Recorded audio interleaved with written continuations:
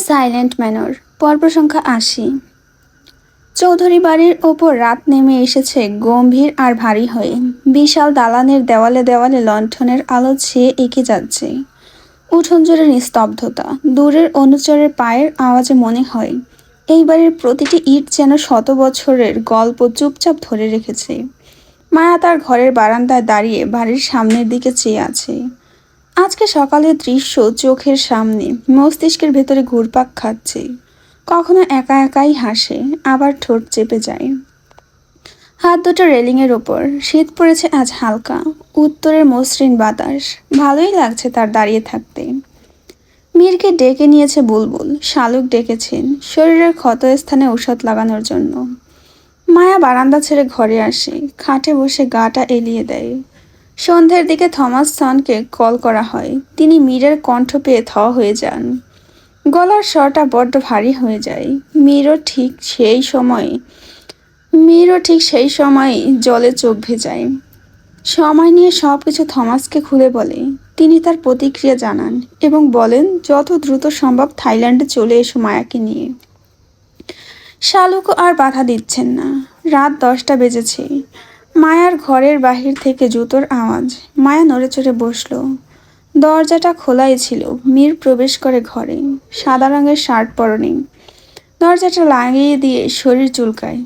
মায়া বলল, আপনার কি গুহায় বন্দি থাকতে থাকতে চুলকানি হয়েছে? ছোট মা কী সব লতাপাতার ঔষধ লাগিয়ে দিল, এখন চুলকাচ্ছে। যদিও জল দিয়ে ধোয়া হয়েছে। খুব মেরেছিল? মায়ের কণ্ঠটা নির্বাক শোনায়। মীর থেমে যায়। নীরব পায়ে হেঁটে মায়ার সামনে গিয়ে বসে। মায়ার 2 পা ও হাঁটু এক করে হাত দিয়ে ধরে রেখেছে। মীর চাওয়াতে সেই দৃষ্টি দুটো নত করে ফেলল। মীর মৃদু হেসে বলল, মেরেছে, তবে আঘাত পায়নি। তবে একটা করুণ দৃশ্য আমাকে নাড়িয়ে তুলেছে। কোন সেই দৃশ্য? তোমার পরনে লাল শাড়ির বদলে বিধবা শাড়ি যখন দেখেছি, বিশ্বাস করো, হৃদয়টা ভেঙে চুরমার হয়ে গিয়েছিল। হয়তো আমাদের পূর্ণতা লেখা ছিল, তাই এত বাধা বিপত্তি পের হয়ে আবার এক হয়েছি। আপনাকে হারিয়ে সর্বহারা হয়ে গিয়েছিলাম। ভেবেছিলাম বেঁচে থাকা বোধহয় আর হবে না। মীর মায়ার মুখে হাত দিয়ে বলল, আমার জন্য বেঁচে থাকবে, কখনো আমাকে ছেড়ে যাওয়ার কথা ভাববে না। হঠাৎ হারিয়ে যাওয়ার পেছনে অনেক কারণ থাকতে পারে। তুমি না হয় একটা কারণ খুঁজে নিয়ে আমার জন্য অপেক্ষা করেই যেও। আবার হারিয়ে যাবেন? মীর মায়ার একটু এগিয়ে বসে তার হাত দুটো নিজের হাতের মধ্যে আঁকলে বলল, তোমার থেকে হারিয়ে যাওয়ার কথা ভাবতেও পারি না। যদি এমনটি কোনোদিনও ভেবে থাকি, সেদিন যেন মৃত্যুটা সন্নিকটে চলে আসে। 4 দেওয়ালের ঘরটা বড্ড নিস্তব্ধ। মায়া মেরুন রঙের শাড়িতে গুটিসুটি মেরে বসে আছে। মীর বারান্দায় গিয়ে অগ্নিলকে দূর থেকে একবার দেখল। ফের ঘরে এলো। পর্দাটা টেনে দিল। মায়া বসা থেকে উঠে বিছানা গুছিয়ে নিল। গোছানো শেষে যখন শুতে যাবে, তখনই চোখ পড়ে দ্য সাইলেন্ট ম্যানর বইটির দিকে। বইটি টেবিল থেকে তুলে হাতে ছুঁয়ে নেয়। মীর এসে পাশে দাঁড়িয়ে বইটি দেখে বলল, ভাবতেই অবাক লাগছে। দ্য সাইলেন্ট ম্যানর বইটি জুড়ে সেই ঘুরে ফিরে আমাদের বংশের কথাই লেখা। যেন আমাদের কথাই পূর্বের একটা দুনিয়া সাজানো ছিল। সুফিয়ান হায়দারের বংশধর আমি। মায়া ভেজা কণ্ঠে বলল, সে তো ফারদিনার জন্য মালিকাকে ঠকিয়েছিল, নিজের সন্তানকে অবধি গ্রহণ করেনি। মীর ভুরুকুটি ভাঁজ করে বলল, তুমি কিভাবে এসব জানলে? সকালে আপনি এসব বললেন, আর আপনিই ভুলে গেলেন।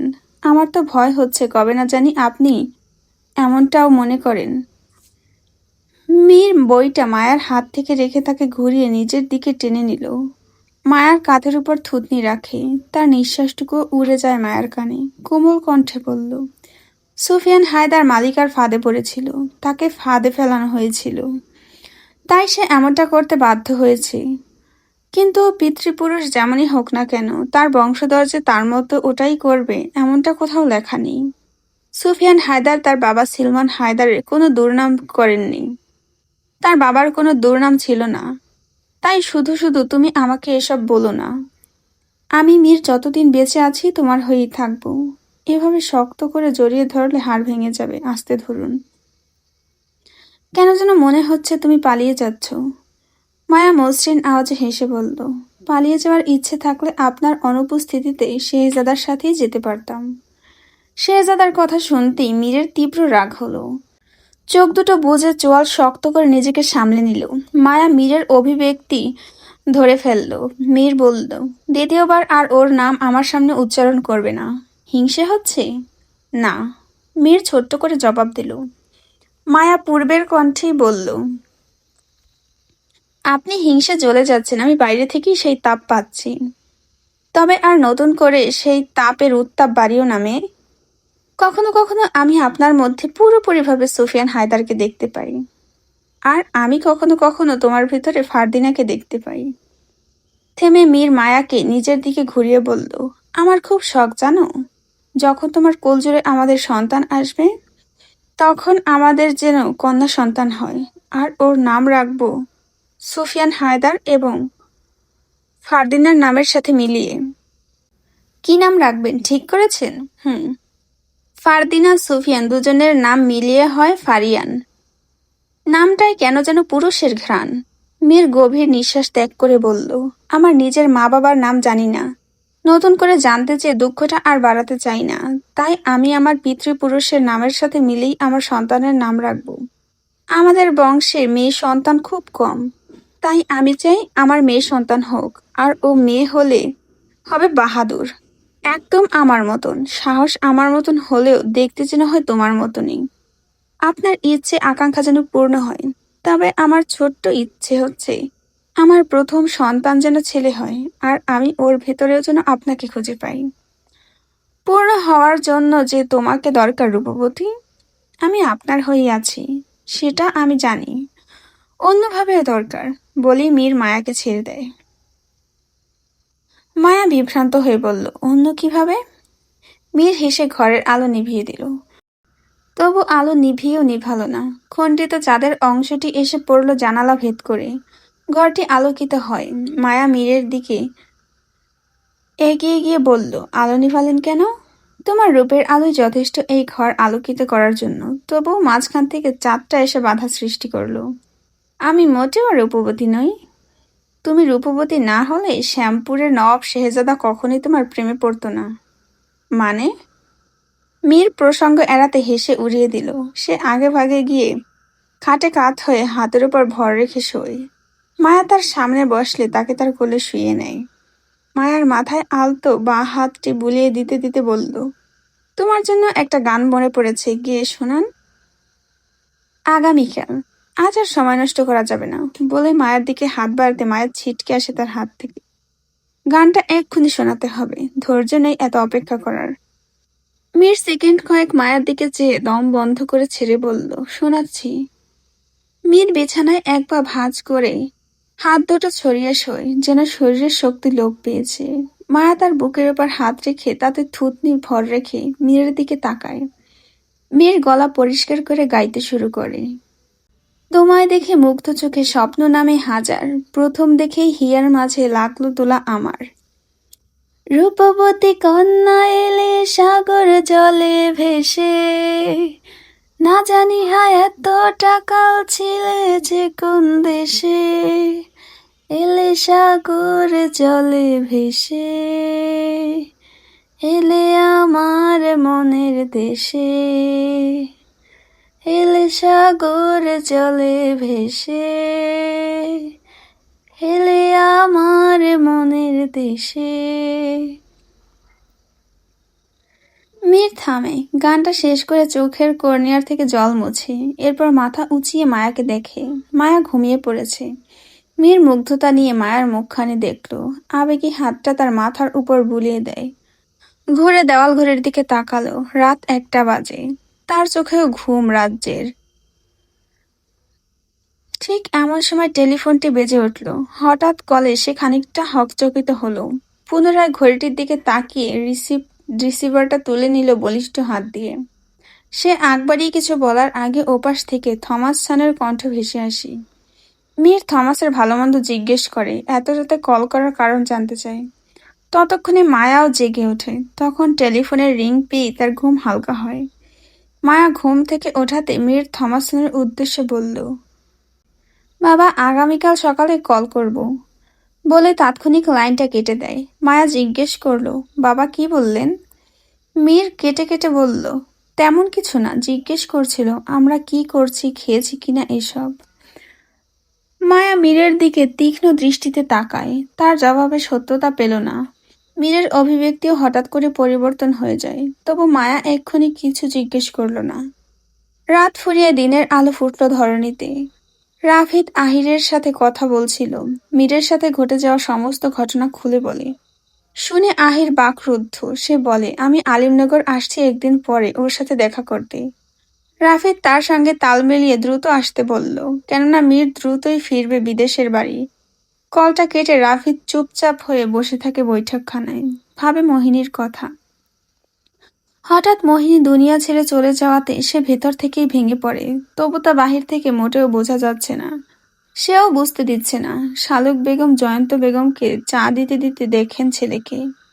নিষ্প্রভ হয়ে আছে তার ছেলে, মা হিসেবে দেখতে ভালো লাগে না। তিনি জানেন না মোহিনীর সাথে ঘটে যাওয়া ঘটনা, জানেন সে হারিয়ে গিয়েছে। প্রার্থনা করেন ছেলের হাসি যেন পুনরায় ফিরে আসে। আমজাদ ঘরে ফিরলেন, হাতে ভিসা পাসপোর্ট জাতীয় কিছু একটা। তার হাতের দিকে তাকালেন শালুক। কানের কাছে কাপড়টি ঠিকঠাক করে ভালো করে মাথায় টেনে নিলেন। আমজাদ এসে বসেন সোফায়। শালুক তার সন্নিকটে দাঁড়িয়ে বললেন, হাতে কি? আমজাদ ক্লান্ত ভঙ্গিতে বললেন, মায়া ও মীরের পাসপোর্ট। ওদের সুস্থ সবলভাবে নিজ ঠিকানায় পাঠিয়ে দিতে পারলে আমি শান্তি। এত তাড়াহুড়া করছেন যে? সবকিছু দেখে শুনেও প্রশ্ন করছো? শালুক নীরব থেকে জবাব দিল, আপনার যা ভালো মনে হয়। চা খাবেন? দাও, মায়া ও মীরকে ডাকো, একসাথে খাই। আমজাদ কথা শেষ করতে না করতে টেলিফোনটি বেজে উঠল। তিনি হাত বাড়িয়ে রিসিভার তুলতে না তুলতেই মীর এসে ঝাট করে তুলে নিল। ওপাশ থেকে কেউ কিছু বলছিল, যার জবাবে মীর শুধু বলল, আমি মীর, শুনছি, বলুন। এরপর মিনিট দুয়েক ফোনটা কানের কাছে ধরে রাখলো। ওপাশ থেকে ভেসে আসা শব্দগুলো সহনীয় কিছু নয়, যা মীরের অভিব্যক্তি দেখেই বোঝা যাচ্ছে। শালুক ও আমজাদ নিজেদের মধ্যে চোখাচোখি করলেন। মীরের আচরণে হতবাক হয় শালুক কঠিন শব্দে। শালুক কণ্ঠের শব্দ কিছুটা দমিয়ে বললেন, কিছু হয়েছে মীর? মীর রিসিভারটা রেখে দেয়, বলল, তেমন কিছু নয়, বাবার কলিগের কল ছিল। আমাকে উনি ভীষণ ভালোবাসেন, আমাকে নিয়ে বড্ড চিন্তা করছেন। সবকিছু ঠিকঠাক আছে কিনা তাই জিজ্ঞেস করছেন, বলেই রাফিদের পাশে গিয়ে বসে। শালুক আমজাদকে লক্ষ্য করে বললেন, মীরকে থমাসনের কলিগ কি বললেন? অদ্ভুত আচরণ করলো যে, কিছু হয়েছে নিশ্চয়ই। আমজাদ নড়েচড়ে বসে বললেন, যেটা বলতে চাচ্ছে না সেই বিষয়ে জিজ্ঞেস করতে নেই। 2 দিন পরে ওদের ফ্লাইট। ভাগ্যিস সময় মতো ফ্লাইট পেয়েছি। জানোই তো বর্তমান সময়ে প্রতিদিন যে বিমান চলে এমন নয়। থাইল্যান্ডে যখন ফিরবে তখন বাপ ছেলে মিলে কোনো সমস্যা হলে ঠিক সমাধান করে নেবে। শালুক উঠে গেলেন রান্নাঘরে। আজ বুলবুল নেই, ওর বাবার শরীর খারাপ বলে গতকাল রাতে বাড়ি ফিরেছে। আপাতত শালুক সব সামলাচ্ছেন। তিনি চা করছেন, চা করার ফাঁকে ফাঁকে মীরকে দেখছেন ঘাড় টান করে। রাফিদ কিছু বলছে, কিন্তু সেদিকে মীরের খেয়াল নেই। সে এক ধ্যানে মগ্ন হয়ে কোথাও কিছু দেখছে, কিছু ভাবছে। তবে তার ভাবনার রাজ্য জুড়ে কি তা শালুক ধরতে পারছেন না। গতকাল মীর ফেরার পর থেকে হাসি খুশি ছিল। তার সাথে খারাপ কিছু হয়েছে তা ক্ষতর দিক থেকে বোঝা গেল, মুখের একগাল হাসিতে বোঝা যায়নি। কিন্তু আজ সে নির্বিকার। মায়া আসে শালুকের কাছে, খয়েরি রঙের শাড়ি পরনে, মাথায় ঘোমটা টানা। শালুক মেয়ের এরূপ সাজে ভীষণ খুশি হন। মায়ের থুতনি ছুঁয়ে এসে চুমু খান, বলেন, তোর জীবনটা, সারা জীবনটা এভাবেই রঙিন থাকুক। মা, আমি চা করি? শালুক পাশে সরলেন। মায়া বাকিদের জন্য চা তৈরি করলো। চা তৈরি করতে করতে গতকাল রাতের কথা মনে পড়তেই শালুককে বলল, মা। মায়ার শব্দে যেন প্রশ্ন। শালুক মায়ার কাজ ঘেঁষে বললেন, পাশেই আছি। মায়া মীরকে এক নজর দেখে বলল, গতকাল রাতে ওনার বাবা কল করেন, মাঝরাতে। উনি কথা বলেন, কিন্তু ওনার বাবা কি বলেছেন সেসব আর খুলে বলেননি। কথা বলার পর থেকে ওনার মুখের হাসিটা তাৎক্ষণিক নিভে যায়। থমাস সনের এক কলিগ কিছুক্ষণ আগেও কল করেছেন, গতকাল রাতের সাথে গতকাল রাতের সাথে কিছুক্ষণ আগের ঘটনার মিল পেলেন শালুক। তবু মায়াকে কিছু বলেন না। সে হেসে অগ্রাহ্য করল বিষয়টি। বললেন, 2 দিন পর তো থাইল্যান্ডে চলেই যাচ্ছিস, তখন তোর শ্বশুরের কিছু হলে তা স্বচক্ষে দেখবি। যা, এখন চাটা সবাইকে দিয়ে আয়। মায়া মায়ের কথা মতো আর এই বিষয় নিয়ে ভাবল না। বাধ্য মেয়ের মতো চা হাতে বৈঠকখানায় এসে সবাইকে চা দিল। শেষে এসে মীরের সামনে দাঁড়ায়। তাকে চা দিতে মায়া ঝুঁকলে মীর অস্পষ্ট স্বরে বলল, রঙিন শাড়ি, ভেজা একগাছি চুল কানের কাছে, আজ একদম খাঁটি বউ বউ লাগছে। সকালটা একটু গাঢ় হতে শুরু করেছে। সূর্যটা ধীরে ধীরে মাথার উপরে অবস্থান নিচ্ছে। মীর সূর্যটার দিকে চেয়েছিল। কি দেখছিল সে নিজেও জানে না। দাঁড়িয়ে আছে অশ্বশালার সামনে। অগ্নিল মীরের কাছে এসে মাথাটা নুইয়ে দেয়, আদর চায়। মীর ওর মাথায় হাত বুলিয়ে বলল, চলে যাচ্ছি 2 দিন পর। ভাগ্যে থাকলে আবার আমাদের দেখা হবে। ততদিন পর্যন্ত ভালো থাকিস। সবটুকু আদর যেন অগ্নিলের জন্য। মীরের পেছন থেকে মায়ার কণ্ঠ এলো। ঘুরে তাকালো মীর। এক বিন্দু হেসে মায়াকে নিজের দিকে টেনে নিল।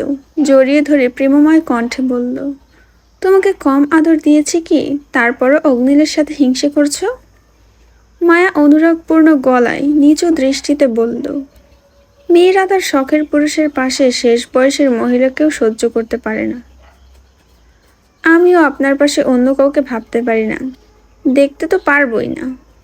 কখনো কোনোদিন যেন এমন দৃশ্য দেখতে না হয়। দেখবে না বউ, আমি মীর ভুলক্রমেও যদি অন্যের হওয়ার পথে পা বাড়াই, সেদিন যেন সৃষ্টিকর্তা আমাকে ওনার কাছে নিয়ে নেন চিরদিনের জন্য। এই দুনিয়ার আয়ুরেখা যেন সেদিন টেনে দেন। মায়া আশেপাশে দেখল, বলল, কেউ দেখে ফেলবে। দেখুক, আমি আমার বউকে জড়িয়ে রেখেছি, তাতে কার বাপের কি? দলিল করা বউ। আপনার সত্যি লজ্জা নেই? গত রাতে সব খেয়ে ফেলেছি। আপনার মুখে দেখছি কিছুই আটকায় না। আর আটকে কি হবে? যা হওয়ার তা হয়েই গিয়েছে। অসভ্য লোক। মীর মায়াকে ছেড়ে হেসে উঠল। হাসির সময় দীর্ঘায়িত হয়। মায়া প্রাণময় চাহনিতে দেখে সেই হাসি। মনে মনে বলে, এই হাসি দেখার জন্য হলেও চিরদিন যেন আল্লাহ তার সঙ্গী করে রাখেন আমাকে। মীর হাসি থামিয়ে বলল, আজও অসভ্য বললে বউ? তবে আর রাগ হচ্ছে না। শাস্তি তো দিয়েই দিয়েছি। থাইল্যান্ডে ফিরছেন কবে? মীর এহেন প্রশ্নে যেন থমকে উঠল। গভীর দম বন্ধ করে ছেড়ে বলল, 2 দিন পর। কিন্তু বাকি কথা গলার কাছে আটকে যায় মীরের। কিন্তু কি? তুমি যাচ্ছ না আমার সাথে। কেন? মায়া ভুরু কুঁচকে ফেলল। একটা সমস্যা হয়েছে বাবার সাথে, আর সেই সমস্যার সমাধানের জন্য আমরা যেখানে থাকি সেই শহর থেকে দূরে যেতে হবে। বাসায় আমি আর আয়া ব্যতীত কেউ থাকে না। তোমাকে একা রেখে আমি কিভাবে দূরে থাকবো? তোমাকে নিয়ে ঝুঁকি নেওয়া যাবে না। সমস্যাটা সমাধান হলে আমি এসে তোমাকে নিয়ে যাব।